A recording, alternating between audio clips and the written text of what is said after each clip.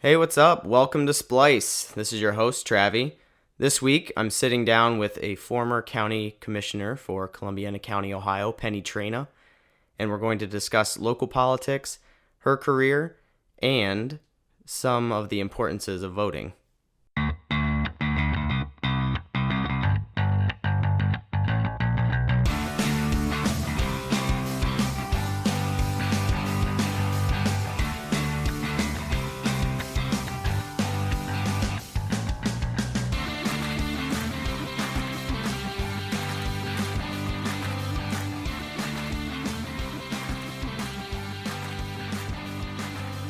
Today, I'm sitting down with Penny Traina, who is a former county commissioner for Columbiana County, Ohio, to give some insight on the world of politics.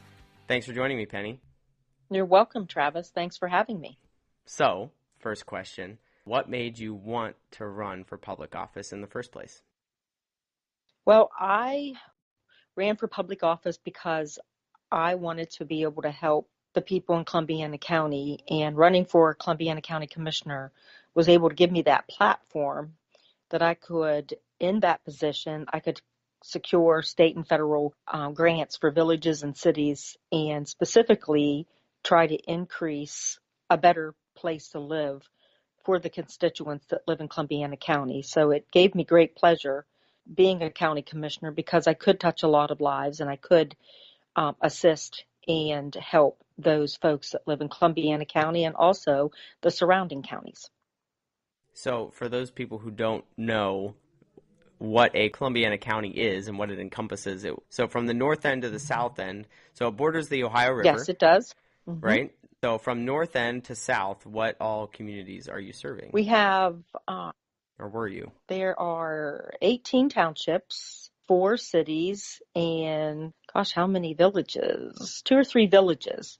So Columbiana County is an Appalachian county. So obviously we've seen a lot of, we've been stagnant over the years due to the lack of the steel mills and the pottery. So right. And the coal mines kind of declining doesn't help no, either. and the coal mine's declining. So currently in the county, we're pretty excited about the shell cracker plants that are popping up all over the place. But in Columbiana County, the state and federal government fundings certainly could assist those villages and those cities to make a better living for everyone in the county. Okay, that's good intro. That's good that you wanted to, I guess, I don't know if you were thinking something was being not done that for your local area that made you want to run, or if it was just the prospect in general of wanting to help in the community. I think that a lot of times individuals go into politics and it's self-serving because they just want to be a politician. In my case, I went into politics because I truly wanted to help the people that lived in Columbiana County, and that was, a passion of mine to be able to help. And in that position, you could help many people.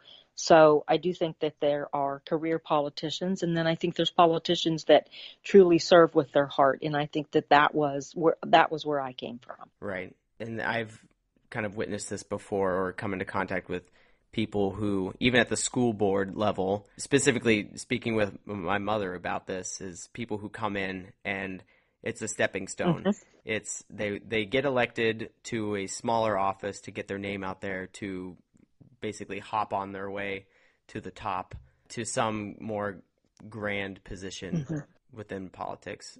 Yeah, I think you're right, and I think that's your standard, what people think of a definition mm-hmm. of politician, right? So. Someone who just gets into it for themselves and to try and weasel their way to the top. At least that's coming from me. That's what I kind of think of politicians in general. Right. I think they start in some of these smaller positions and some of these smaller offices until they get name ID, name recognition.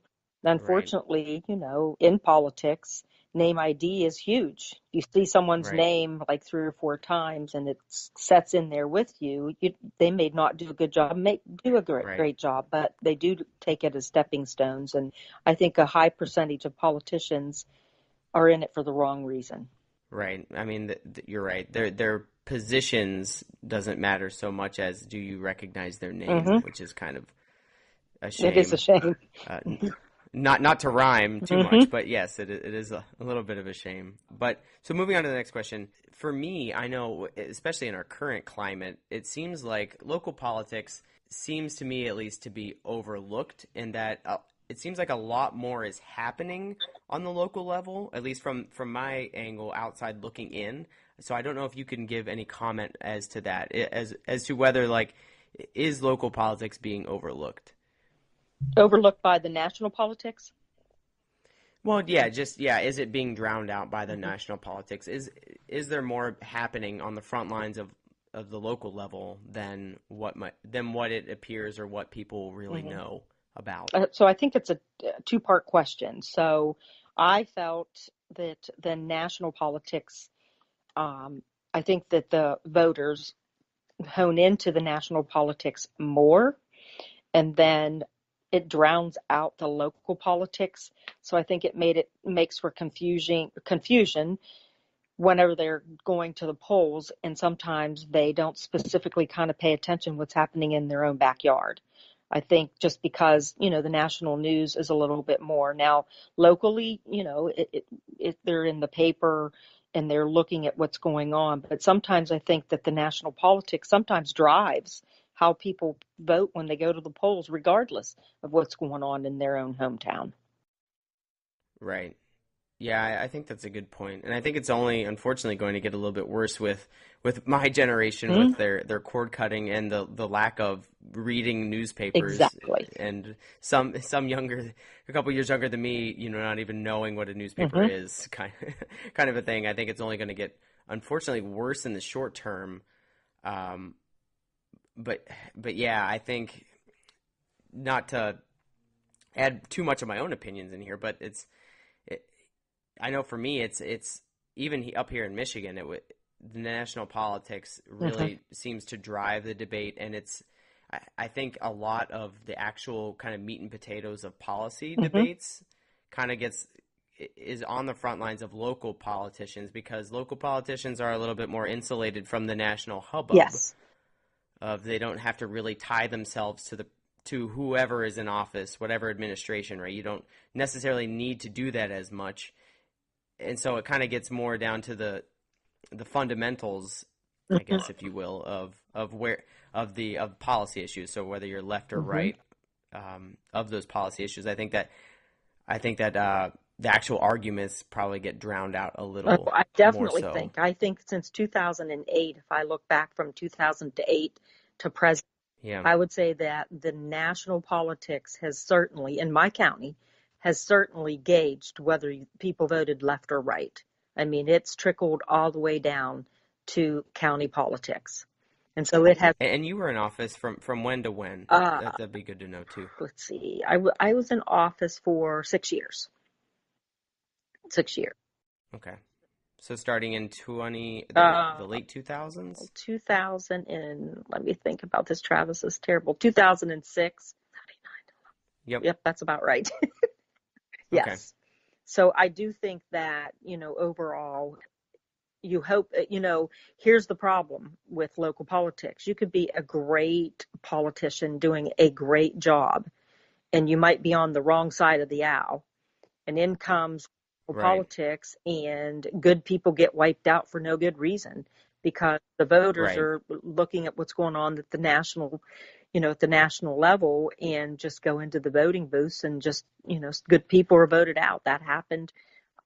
Right. They're looking for the little letter in parentheses to the right of your name, Exactly. right? More so Then than what the what the job, heck you've right? actually What is done. the job, right? Instead of looking at the Right. the job, and that happened to a couple of my friends this past time who've done phenomenal job, but because of the wave, they got kicked out too. So I do think that national politics more so, I would say, in the last 10 years. Yeah, okay. Yeah, yeah, which makes sense that unfortunately that it's not surprising, I should say, not more so than makes Hmm. sense is it's not surprising that that has happened. I know for me growing up, and it was trying to figure out whether or not they were whoever was running for that office was doing a good job in what they were Right. doing more so than what their political Right. party Yes. Right. was for me. But that was mainly how I was also raised Exactly. too, right? So not everybody is raised Mm-hmm. on those No, teachings. you're right. So Especially um, especially the millennials right now. oh, You for know, sure. they're just not part of it. Correct. Right. If it's not on, not to bash on my own people, but it's a true criticism Mm-hmm. here is that if it's not on social media, then It's not happening. or if it's not in their echo Mm-hmm. chamber of news, the realm of news that they're out there looking for, it's it's a lot harder for them, or they don't, or less willing to Mm-hmm. look to what the other side of the issue is. Correct. Or it doesn't affect them So, at all. and I I don't and think I'm it affects. guilty of this too. It doesn't affect them. In their mind, it doesn't affect them. Right. Yeah. It's a very good point. And for younger people, I think that's a big thing that could use, or people could use some realization Mm-hmm. for, is that it does still affect you, even if you're just coming out of college or still in college. It still affects you, even if you're in a dorm Mm-hmm. room. It still does affect you, and so it's on you to do your due diligence and Exactly. finding out what this is. Mm-hmm. Stop listening to CNN and Fox News and delve in a little bit deeper to the meat and potatoes on what issues and what politicians, what they've done in the past, right? Exactly. So, I think you have to have. We all need to have ownership, and that ownership comes with doing your homework, just like you said. But who knows if it's worth it to them at this point? That doesn't affect me. That doesn't affect me. So right. that's where we are today in the political world, whether it's national or Well, countywide. right, yeah. And I can say for myself, of just looking at, like, not so much politicians as so much as the like propositions or Mm-hmm. proposals that are on the ballot, of specifically in regard to, like, anything to do with schools, and like whether or not if there's an increase in millage or a renewal or something like that where it raises your taxes, and it's like, well, that doesn't affect me. I don't have Mm-hmm. kids, but but other people do, and you will eventually. Right. So yeah, I don't know if that relates so much, but it's that That's the same same, kind of line of exactly. thinking, Same kind right? of line of thinking. It doesn't affect me, so why should I bother with it? Right. So moving to another question of, so while you're in office for those, you said Mm-hmm. 6 years. So what was one of the biggest obstacles that you ran into and had to overcome? I would say the biggest obstacle, and I was probably naive in this particular question, would have been the bipartisanship. It floored me completely that there was no handshakes across the aisle. There was no working together. The D's stayed on the D's and left side and the right side, and there was no in between. So I worked very, Right. very diligently while I was in that position. And one of my main goals was that I was going to erase that Mason-Dixon line. We were all going to collaborate, communicate, and work together. And I'm happy to say that I was able to do that, and that has continued on into my my future job. So that was the hardest thing for me. I always felt that we all worked for the taxpayers. The taxpayers were our bosses, and once you get into Right. office, those political sides have to be erased in order to move forward, because you can't get anything done if you don't collaborate and work together. So I found that to be extremely uphill, challenging job. But I'm happy to say that I was able to um, pull everyone together, and we did work well together, and we still do today. And that's not always the case. So, yeah, very, very true, and very less the case now, Yeah, more so than yeah, ever, right? So, so congrats to you on being able to reach hmm, across the aisle, so to speak. yeah. But so I guess another question I would have follow up to that is, how does the power structure work for between? So I know within, if you look at the state government, right, you have usually, at least for Ohio, you had the state Hmm. house and the state senate, and then within, so within each county you had county commissioners, Yes. right? And those probably you probably worked with So state representatives and state Senate members, yes. I'm Yes. imagining. So the county commissioners, there's three of you. So a lot of times, if you have, say, you have two D's and one R, so it was always a constant battle, and then you work collectively with the state auditor, the state treasurer, the recorder, the clerk of courts, and the engineer. So you have a lot of moving Mm, politicians in there. And in order to, budgetary items were probably our number one concern because Columbiana County, obviously in Appalachia, we had right, funding issues. So in order to be able to make those cuts and work together, we had to work together as one. And then we had to draw in our state senator and our state representatives in the governor's office. So, forging through those obstacles to get everyone on the same team was difficult. But I can say that, because everyone's always thinking that you're out to get them, right? Why are you making that decision? right, Because you want to be a better politician than me. And I just think that right. Yeah, hammering home, we're here for the people. The people, that's who your boss is. And if we work together collectively, that's what they want. So just within the commissioner's office, there's three different people. So if all three of you didn't get along, then you couldn't get anything through. I right. mean, And so was it? And so did it come down at the county level to your three votes, or was it more people that had a no, say in it, those or a nope, fine? those three votes at the county level. Those Okay, three votes. And then you had to have buy-in from all the other political offices, specifically when you were trying to pass rules and regulations or make budget cuts, because everybody is trying right, to, make sure that their kingdom is protected. But you have all right. those Yeah, specific political offices. They're all running for office, so they have to keep their name in the limelight. And so the county commissioners, I think, is the hardest job in the entire county because obviously you're in charge of the entire county. You you're in charge of the budget for the whole county, but then each one of those individual offices control their own office. But the money comes from the commissioners. So right. those were some and it just didn't seem like, nobody wanted to give up their kingdom. Right. So yeah, right. Less willing to sacrifice a Oh, little on yes. their end Hmm. for the greater Hmm. good of the whole realm, if I'm using the same kind Exactly. of Right. terminology, And, right? and, God forbid if you're a Republican that you work with a Democrat and vice versa. You know, Yeah. it always came down to that.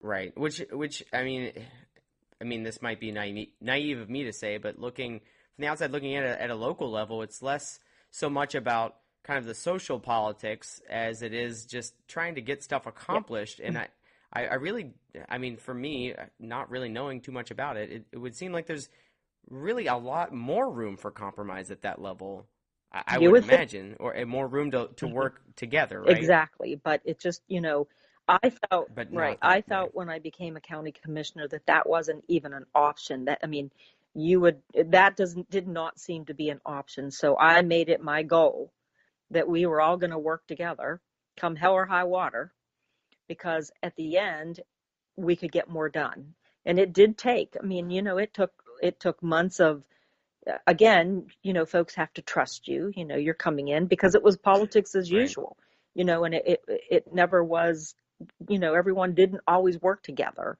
So I think you've seen politics, climb and fall, climb and fall, climb and fall. But in that Right. instance, at the state level, that didn't really have much to do with your county. Your funding trickled down from there, but you really did need everyone Right. to row the boat in the same direction so that you could move forward, especially when we were in a situation where we didn't have a lot of funding. I mean, it was tight and everybody wanted the funding. So, but in the end, we were able to overcome that. And, I worked in my later years, I was, a D and the other two members were R's and we got along great. We got along great. But that situation could be completely opposite because I'm only one vote. Right. Yeah, good point. So, yeah, I mean, and who's to say that things wouldn't be a little bit different if you were in the same boat, Yeah, right? Or if right. anybody, right, generically was. a Democrat with two Republicans or vice Mm-hmm. versa So your willingness to get nowadays. along and communicate and collaborate together is huge. So I guess the other good thing, or the other thing I want to touch on is, so one of the biggest obstacles, but what was one of the biggest accomplishments that you were able to push through? I think as a county commissioner, I went in and I wrote down a list of goals that I wanted to accomplish. Um, at the time, the courthouse looked like a third world country. So we were able to write grants and we were able to renovate the courthouse. A lot of our different departments, Board of Elections, the Veterans, and Job and Family Services were housed in just terrible conditions, old buildings that just needed to be tore down. And so we moved forward and we built a $10 million building. I was able to change the law so that we could get funding available. And because those are other entities that are aside from the county commissioners, the commissioners only paid 10% of that bill. So we could have all those entities in there paying that bond bill off with us only paying 10%. So I think that, that was probably one of the huge accomplishments, moving our employees into, a brand new building with good conditions and consolidating all those services. It's a one-stop shop. You go into one building to instead of driving all over the county to meet your Right. needs. It's really Again, an improvement right, from an efficiency right. standpoint. Again, collaboration and communication, working Right. together, because it took a lot of, we had to convince all those people. We wanted them to all be in the same building, and then doing the bond issue, and then just working with the commissioners and the auditor. Again, that was a trust level that we all had to work together, but the building is beautiful to this day. Well, that's awesome. So one thing that I am interested in, specifically to me, is so money in politics, and which plays a big role at the national Mm-hmm. level. But what I wonder is there that same influence at the local level too? Because I think a lot of people hear like the Koch brothers and you name it on the left side too, Mm-hmm. regardless of what side you're on, that you hear of these big mega millionaire donors, billionaire donors who are funneling large amounts of money, not just donors, but not single person donors, but also corporations too. So is that also something that is an issue at the local level, or something that local politicians have to deal with? I don't think that that's a big issue at the local level, specifically during a campaign, a county commissioner's race in Columbiana County. You'd have to raise, say, $30,000 versus a state rep has to raise Okay, $200,000 or so an order of magnitude, 175. difference. It's so, they may, contributions as far as getting someone elected. And then at a county level, I guess there's not that many perks to acquire. You know what I mean? Yeah, that's fair. Unless you're a big county, say Cleveland, Cuyahoga Falls, where you do have major industry and maybe big contracts that you can you're shopping out for bid. But I would say in Columbiana County that in my opinion, that is not it's not a gigantic issue. No, That's one good thing. That's one less thing to worry about, right? Weighing on your not shoulders. now, Well, right. anyways. Who knows? 4 years from now, it might change. Sure, yeah, right. It might percolate down. Hopefully it doesn't. Yeah, it's something that you hear a lot of people worried about, and for good reason, so that people aren't trying to buy our elections, so to speak, or so that people Yeah, at the top of the food chain aren't trying to buy our elections, or yeah. corporations for I that mean, matter. let's face it, politics is Oh, politics, right. but I don't think that we have it at that level in Columbiana County yet. Yeah, and that sure. Do you think it may be something to say for like more populous counties that may be I would more of an say, issue potentially? I would say yes. I would say the bigger counties that So have, maybe Franklin County might be a little bit different. I would say, yeah, because there's more opportunities, especially in Delaware, Right. Ohio, where it's a growing population where you have construction and there's more of a competition there for contracts and people to get jobs and architects and engineers to come in and bid on specific proposals. Sure. Whereas in Columbiana County, not that we're a sleepy town, but But we relative, certainly right? aren't on It's all that. relative. Exactly. We're not on that level. We don't have that magnitude in the county right now. That's good. Next phase, we've established what you've done previously in your political career. I guess, so stepping stone, you going from that to where you are now. So what are you doing now? So currently, I'm the CEO of the Columbiana County Port Authority, which is a quasi-government entity. So we basically work in economic development and attract businesses to the county. So politics enters into this position because I am governed by a board of directors, and those board of directors are appointed by the county commissioners. So there is some politics in my position, but nothing compared to being entrenched as a commissioner in the county. Okay. So that dynamic has changed. Obviously, politics still play a part of that because my board is a political board. Right. Because they're appointed by politicians. And normally, historically, in Columbiana County, whoever, if the commissioners are more Democrat or more Republican, and those are the people that get appointed to the Columbiana County Port Authority. So it just depends on who's in power and who gets those appointments. So it is it's a political board. So being maybe one step or two away from really where you were as a county commissioner, does that mean you're more insulated and thus you can get more done, even more so now? Absolutely. First of all, I don't have two other people's votes that I have to try to talk corral through. Yeah. Yes. I mean, I am governed by a board of directors, but overall, I run the Port Authority. And then my board obviously does all the voting processes of the resolutions, but I have a little bit more free reign as the CEO in this position versus a county commissioner who you're always vetting to two other people to see if they agree or disagree. So it gives me more opportunity and more reign to make decisions on my own. Okay. So if you let's say you were a treasurer of a local school district and you had a board of education to report to, would that be too dissimilar from what you're doing now? I would say that a school district, depending on the school district, some school districts have, because I am also a former school treasurer, so I can speak to this. Some school districts have very political boards. So I would say that that's similar, yes. But in that case, the superintendent pretty much makes those decisions with the treasurer. And then the board, it runs everything through the formal voting process through the board. So I would say it's similar. Okay. But they're not, Board of Education, they have to run for that position. Right. My board of directors are appointed by a political entity. Right. Good point. It's good to draw that distinction. And so do you feel that you are being able to, I guess, give back to your constituents the same way that you were when you were a county commissioner?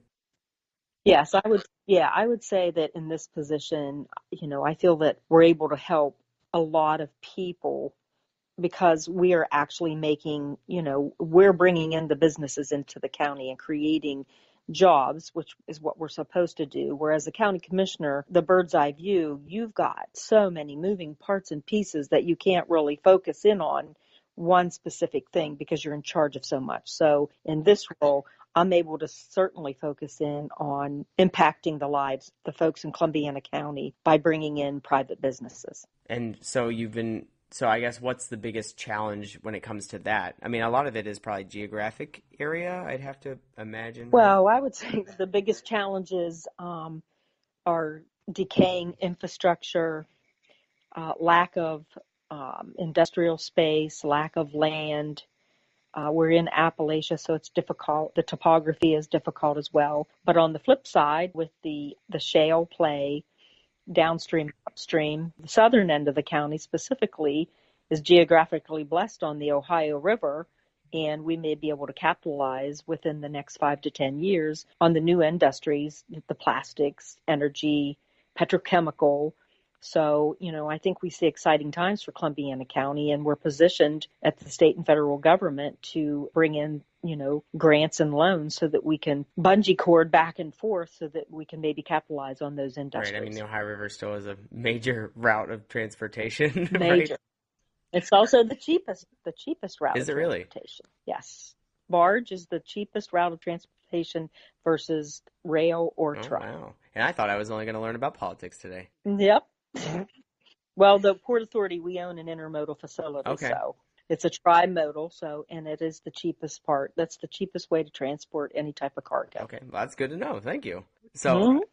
so I guess, is there a lot of cooperation, or do you interact with other port authorities too? I mean, you're just one along the Ohio River, right? So do you? There's 66 port authorities in the state of Ohio, and each one does something different. But yes, we do regionally talk together, work together, and specifically we work with the governor's office and the governor's office of Appalachia. It all ties in. Some cooperation to get everything from one end of the river to the other, I guess, in terms of certain things. Yes. So I guess I want to take all that and kind of culminate it into just kind of voting in general. And I know we're Hmm. after the midterms, but it doesn't really matter in my mind because voting is still very important. And so I was looking into this and just looking at Pew Research and what they had done, just kind of stacking up the United States compared to other nations, and specifically looking at, I think it's the Organization for Economic Cooperation and Development, so OECD member nations, and it was kind of staggering to look at that the United States is ranked below Estonia, Ireland, Slovakia, and Spain in terms of both its percentage of the voting age population that voted and the percent of actual registered voters that voted. So in 2016, the United States had 56% of the voting age population cast ballots, which was among some of the highest. Hmm. But when you compare that to, let's say, France in its most recent presidential election, it had a turnout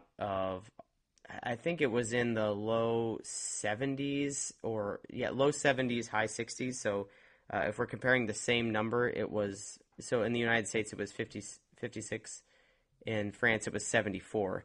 And in France that was a low turnout. So that it just is kind of staggering to me that that it is so low in this country where where a lot of people constantly cry out that we're the most free country, and yet Hmm. only 50%, 56%, or we have roughly 20% less than France if we're looking at the same number voting. And so, and I know there's a lot of stuff that goes into that. There's ways to intimidate people from not voting, or to put in strict voter registration laws that try to minimize people from voting. So there's other things that go into that number, I'm sure. But it's still something to be said that just looking at the United States, people who are older than millennials vote more consistently than people who are millennials or younger. So I, Hmm. I guess, do you have anything to, I guess, from your experience, to advice to give to myself and people in my generation or younger, to the importance of getting out there? Well, I think, and this is just my opinion, my personal opinion only, I think that we have become a lazy nation.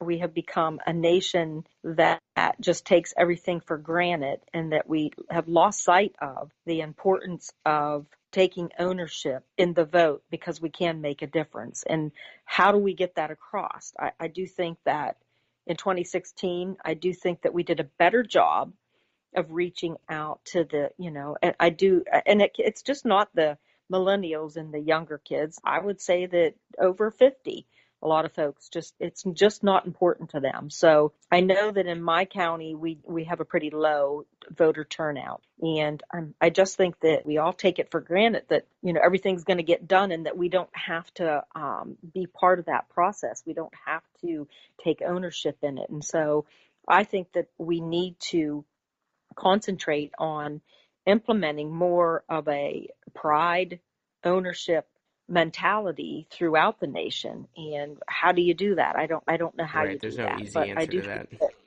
there's no easy answer. I just think that we've just become we just take everything for granted, that we have the freedoms like no other, that we're the great United States, and it's always going to be that way. So, but if we don't stand up and pay attention to the politicians that you're putting in Washington or across, even at the local level, then don't complain about it if you didn't have a say in it. So I just think that my favorite saying, Travis, is if you're not at the table, you're on the menu. Yeah. Yep. Okay, so it goes in line with that. So I don't know what the answer to that is. I've just seen, probably in the last 10 years, I've seen the lack of, I don't know if it's pride, but I just think that folks take it for granted. Everything will be okay. Right. Yeah, I think that's a good point. I think before, especially how many watchdog kind of websites and organizations there are now, and how Yeah. much people are tracking what our politicians vote on, how they vote on Hmm. those things, and trying to hold them accountable. I think that has been good for people to kind of Hmm. to counteract what you're saying, and that Right, a report right, card, to have a right. report card, and so that people just don't keep Hmm. voting or not voting because of they think that everything's okay, or that they trust the people who they already had voted in to do their job just fine. Right. So that's a Hmm. good thing. I think that's happening. I think there's definitely more that could definitely can be done from the voters' Hmm. standpoint of being enthusiastic about voting.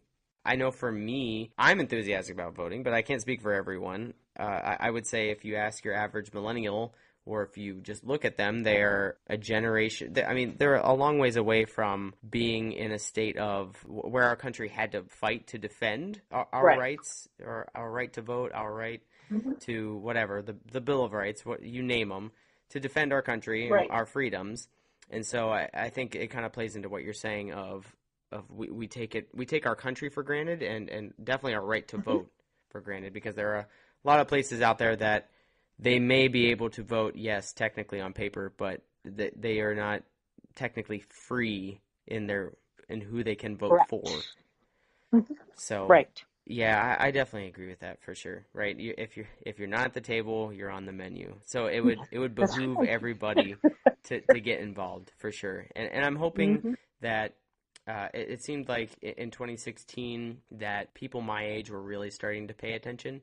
Hopefully, it wasn't just Hmm. because of marijuana being on the ballot. I'm hoping it was for other reasons that they were that they were enthusiastic about getting just.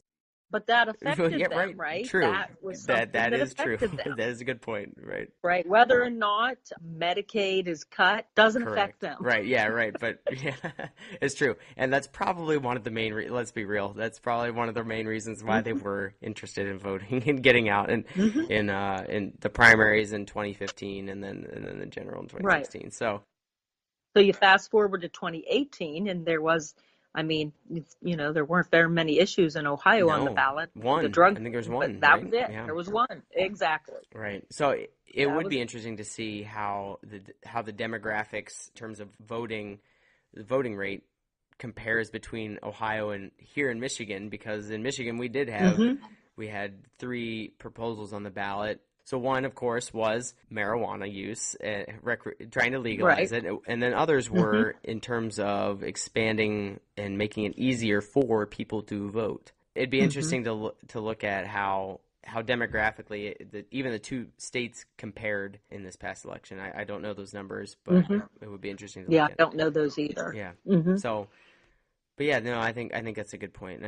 I think it's easy for us to say that go out and vote, and you should do it, and it's harder to really drive it home Hmm. though for people. So I'm hoping that the trend continues where people stay involved. It seems even with this past midterm election that the voter level turnout was higher than the previous midterms. So I'm hoping that Hmm. continues. I'm hoping people get out there and vote again. Not trying to influence who people vote for, just that my family in the past, a couple generations ago, I'm sure some of your family have been involved in defending our freedoms, and so people, and even if it wasn't someone in our one of our families that gave their lives to protect those Right. freedoms, I think people still did, and I think that it's really important that people get out there and use their Oh, I rights. think it's absolutely. Hmm. Exactly. You're free because of a reason. So that should give you ammunition enough to want to get out and vote. So I'll keep my fingers crossed for the next round. Me too, Travis. I'd like to see a huge voter turnout. That would be exciting Me for too. us. So we'll end on some wishful thinking then. Yes, we definitely All will. right. So I would like to thank you, Penny, for sitting down with me and chatting about politics and your current role and how they're all intertwined and your experiences in general. That was very insightful, and I really feel enlightened. So thank you. Well, you're welcome. It was a pleasure speaking with you as well. I also want to thank royalty-free music from bensound.com for our theme song, and to everybody else for tuning in. As always, if you have any feedback, make sure to drop us a note at splicepodcast@gmail.com, and we'll see you next time.